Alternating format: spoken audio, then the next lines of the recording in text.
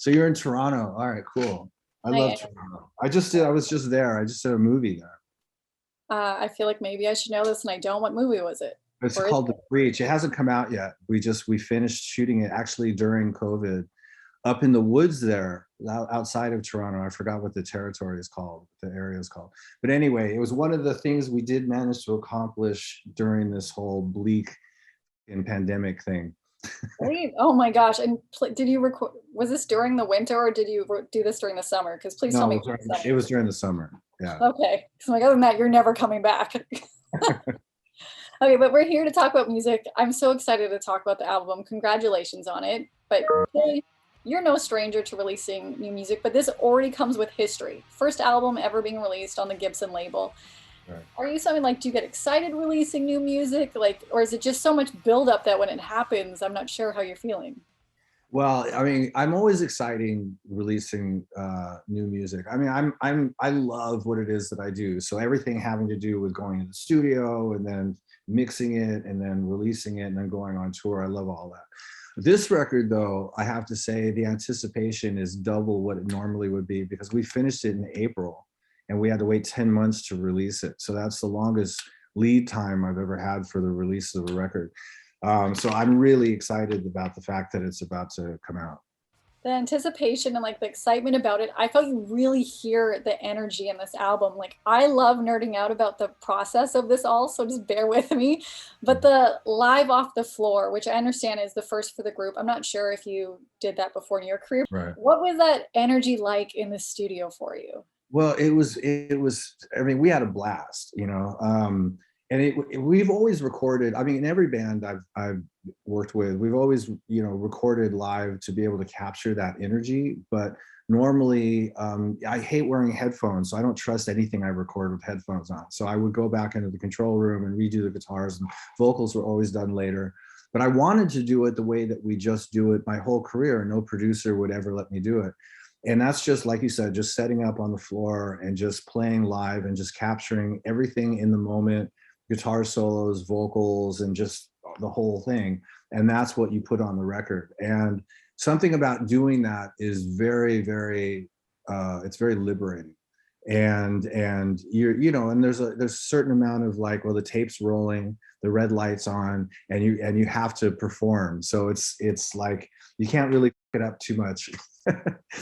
Anyway, so it's cool, and I think you capture the essence of what the song is all about, like the energy of it. I mean, it is a rock and roll band, so you just sort of want to grab all that, and a lot of that gets sucked out during the recording process, especially as of late with all the technology that we've just gotten so accustomed to using, that you basically eliminate all that feel of the band playing together and that excitement and that tension and all that. So that's what I was going for. The final track, Fall Back to Earth, is a monster, and not because it's 6 minutes and 23 seconds. This song is epic, from the guitar solos, the vocals, everything. But what I never understand, and this is why I love talking about the process of this all, is everybody has the same notes, the same chords. How the heck did the process of this song start? Was there a riff that you heard, or were there some lyrics? Like, how did we get to this? Okay, to make a long story short, I first came up with the guitar melody when I was in Africa in 2019.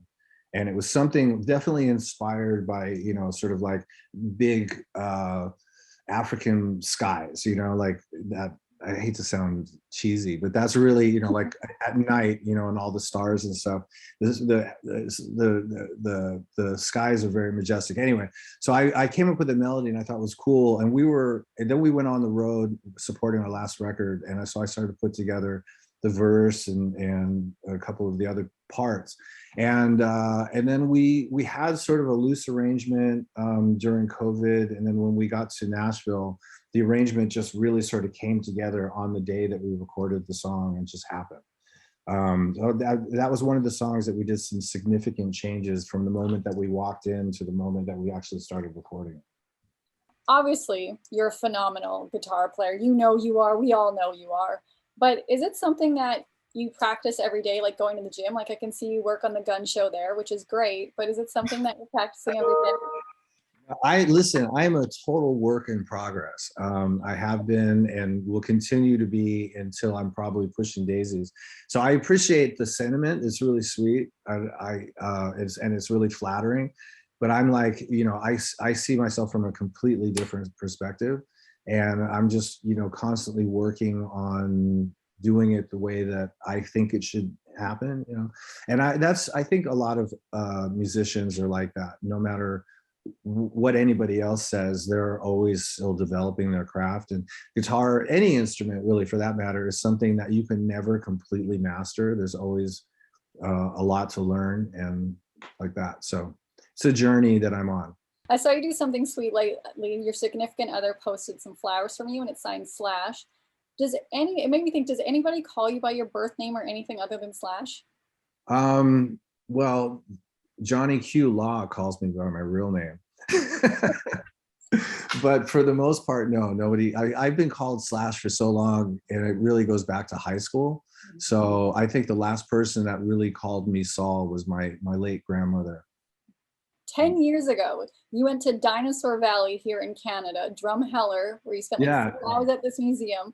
What kind of stands out for you from that moment? Because clearly you have dinosaurs. Anybody knows this, that even looking behind you right now. Tyrell Museum is out there, and I've been there many times since then. Every time I'm in Canada, if we're touring, I go there. It's one of the greatest dinosaur museums on the planet, and I know a few people there, and I'm a big dinosaur enthusiast. It's something I've been all my life, and so yeah.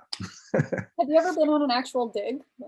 You know what? I've been invited so many times and I never have that much free time, but one of these days I will do it. It needs to happen. All right, I just have a couple quick questions, and then and you're going to do another 25,000 Zooms after me, so get excited for that. Right. What was the last concert you saw? The last concert I went to was Rod Stewart in Las Vegas just recently, and he was great. And it was the first time I actually ever really saw Rod Stewart live. And he's just such a legend. And as soon as he walks out, that presence is unmistakable. But he's got that fucking voice, and it was really good. Even like his mannerisms, I have a ton of his records, everything about him. Was there a song or a moment that had you going in the seats or the stands? Well, he did a sort of faces section of the show, which with Maggie May and oh God, I was just gonna say it, and I said Maggie May and said, "Stay with me," and so that really stuck with me. But there was a lot of great stuff in the set. I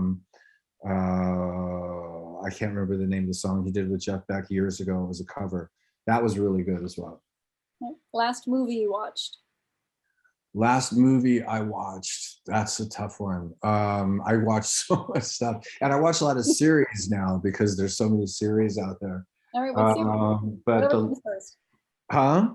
Or a series, whatever comes first. Yeah, well, Survivor. I'm not Survivor. What am I saying? Undercover, which is a Belgian crime drama, is what I'm watching right now, which is really good. And there's this guy named Ferry Bowman, who's one of the best villains I've seen in a long time.